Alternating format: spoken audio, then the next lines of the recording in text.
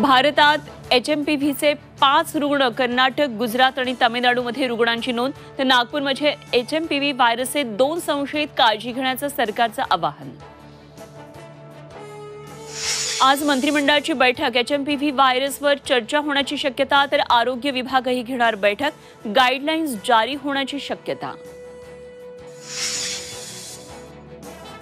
पालकमंत्रीपदाचा formula ठरल्याची सूत्रांची झी24 तासला माहिती, पालकमंत्रीपदासाठी ज्येष्ठ नेत्यांना प्राधान्य दिलं जाणार, सूत्रांचं म्हणणं।